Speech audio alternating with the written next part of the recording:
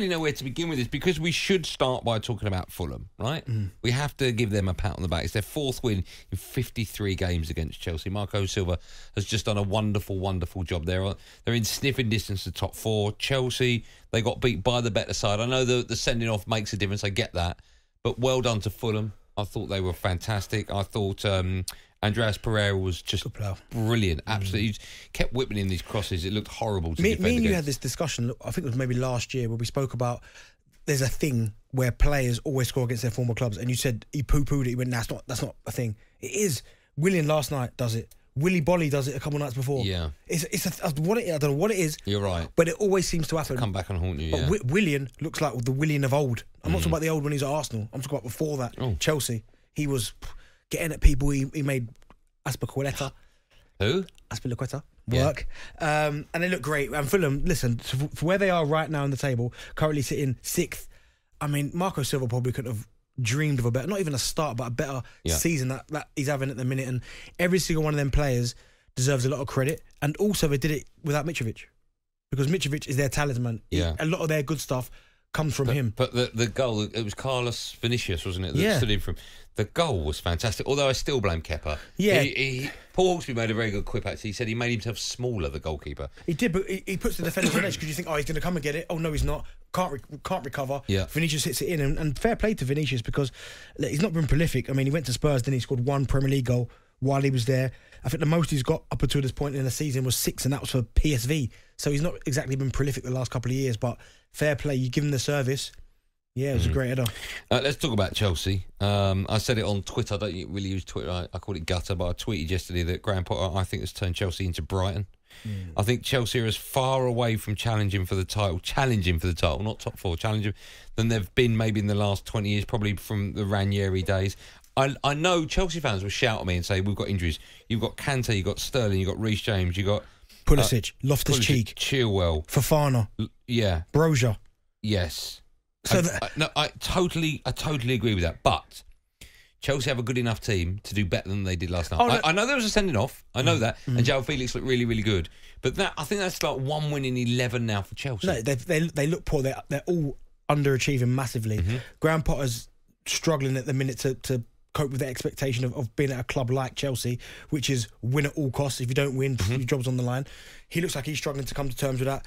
But and I'm not trying to make excuses for Graeme Potter and Chelsea, but if you look at what they've got out injured, you talk about Sterling, Pulisic, Mendy. I don't think he would have played anyway because Kepa's their number 1. But Loftus-Cheek was playing quite well. Kante, Reece James, Fofana, Chilwell. I mean, these are good. These are international players. Good players. 100% agree with you. So I get it. But they've got to be performing better. At the minute, what they need to be doing is maybe not concentrate so much on performance, but to get the result. Even if it's not the prettiest of games to watch, just get the results. And as these players start slowly coming back, then you get yourself into a position where you start playing the way you want to play and you start to get the results with the performance. But at the minute, they're just not performing. They're not getting results. They're getting battered every week. I know, but they've like Ariza Balaga, right, Kepa. I don't know. I had this conversation with Joe. I know that Mendy's out injured, but Joe seems to think that Kepa's their number 1 now. He's their number 1. Do you think so? Yeah, I don't think anyone really but knows. even he's dodgy. Okay, so the number 1 goalkeeper's right and go. Chalobah has been playing well of late. Yeah, he was awful him yesterday. Yeah. Thiago Silva, he's fantastic. Rolls-Royce. Koulibaly, it's dodgy. But these are big names. Azpilicueta, right? Who started, by the way, I think right wing back, ended up playing in the middle of the park. But even with Azpilicueta, who has been a fantastic servant, legend of that football club, won everything. He's better years than now behind him. He can't compete against Willian. But my point is, you got him, you got Mason Mount, you got Kovacic, you've got Havertz, you've got João Felix, I know we've got Souness, but you've got a team good enough to do better than they are, right? And the reason I say this, and you look at the players that came on, right? Chukwuemeka come on, a very exciting young player, right? Gallagher, we know all about him. Jorginho come on as well. They've got fully fledged international players coming on. And we talked about Marco Silva, what an amazing job he's done at Fulham from a coaching perspective. You talk about Eddie Howe, what an amazing job he's done from a coaching perspective at Newcastle. It does come down. I know they've got their injuries, but it really does come down, I think, to the manager. Well, no, he's got to coach them better, getting them into a position where they can compete in games and win games. But again, you look at the names that are on that team sheet, and I understand what you're saying with the Silva, he's never let Chelsea down. He has always been at least an 8 out of 10, always plays fantastically well. But I think a lot of these players on paper look like, But Mason Mount, right, ain't playing well. No, but he didn't start the season well, though. No, but that's down to the manager. Well, he's trying to get the best out of him. But obviously, why Mason Mount lasts longer than other players, I think, because even when he's not playing well, he'll always put a shift in. So, but first and foremost, before you start talking about performance and technique and quality on the ball, the work rate's got to be there. That's a standard. And to be fair to him, he does that. But I think when you look at this Chelsea squad now and this team, on paper, you go, wow, Koulibaly, Silva, Chalobah, Kepa, Kovacic. They're all flattering to the other than Thiago Silva. Yeah.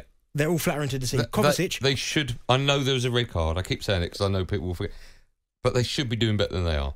100% they should be doing better than they are. Koulibaly, and again, I've said this for years about Koulibaly, when there was all this hype around him, and it seemed like every club in the Premier League... About 4 years ago. Everyone wanted him, and no one really took a punt on him. We were massively linked. Yes. I think Manchester City were looking at him, and then it came down to it, and no one took him, and then Chelsea eventually did. I don't think he's suited to the Premier League. What was it so fast? Because it's so quick. It's like he's not good enough on the ball. He doesn't see the picture. He doesn't sense danger. I think it's completely different, the Italian league to the Premier League. And I think he's struggling. Havertz right now, if he hadn't scored that Champions League final goal, the winner, terrible. Chelsea fans would be saying, get him out. They're probably saying that now. But if he hadn't scored that Champions League final goal, they'd be going, get him out. Yeah. Waste the money. So we'll take calls on all the above. We'll take calls on Fulham as well. Let's quickly talk about João Felix's red card, right? Before the red card, he looked great. Yeah. You're right. Really, really good on the ball. But then he got the red card, right? He was out of control to an extent, not massively, but he still was. His foot was too high. His studs were up. It was dangerous. It was reckless. 3-match ban. Give him a 1. Okay, a 1 match. So you think the rule's wrong? This is not what he should be getting, because the rule is exactly that. If you get red carded for what I've just explained, you're going to get 3. Yeah, okay. But I think sometimes you've got to look at the detail of the red card now. I get it. He was out of control because he slid. It was a bad tackle, but it wasn't like a malicious tackle where he's gone to really hurt the player, where he's absolutely flown in. He's sliding across the ground. He tried to block the ball, which was on the up, and he's missed the ball and he's grazed his shin. Now, I get it. It was dangerous. Okay, it's dangerous, but has he really gone in there with intent to really hurt him? No. So I think that should be 1 game. I get it. If someone has a shot a goal and you beat the goalkeeper and there's a defender on the line and he saves it, 3 points. That's 3 game ban. 3 matches, yeah. But not for something like that. It's going to cost them £1.8 million. Chelsea. Weekend in Vegas, that for Todd Bowley. Pardon? Weekend in Vegas, that for Todd Bowley. You just empty the back of the couch, don't you? So listen, we'll get your views on whether or not you think 3 matches is too much, or maybe you think it's about right. We'll also talk Chelsea and Fulham. We'll chuck Fulham in. Listen, they're flying high. There's no way they're going to get top 4, is there, Fulham? No, they won't get top 4, but if they can finish even in the top 10, even now, Fulham were 6 in the Premier League, right? Yeah, top, because they're going to have a wobble at some stage. Yeah, and we are now, Fulham, some clubs are. Fulham are bang halfway through the season, played 19. Yeah, so what they've done, but it's quite tight though. It's quite tight where they are, because they're 31, 28's behind them, 27, 26. So, but Marco Silva and that squad of players deserves all the credit because they've been fantastic. So even now, from where they are, 9th, unbelievable. Yeah, of course. Yeah, I agree. Has to be. talkSPORT Drive with Andy Goldstein, Monday to Friday afternoon from 4 on AM, on DAB, via the talkSPORT app and on your smart speaker. talkSPORT.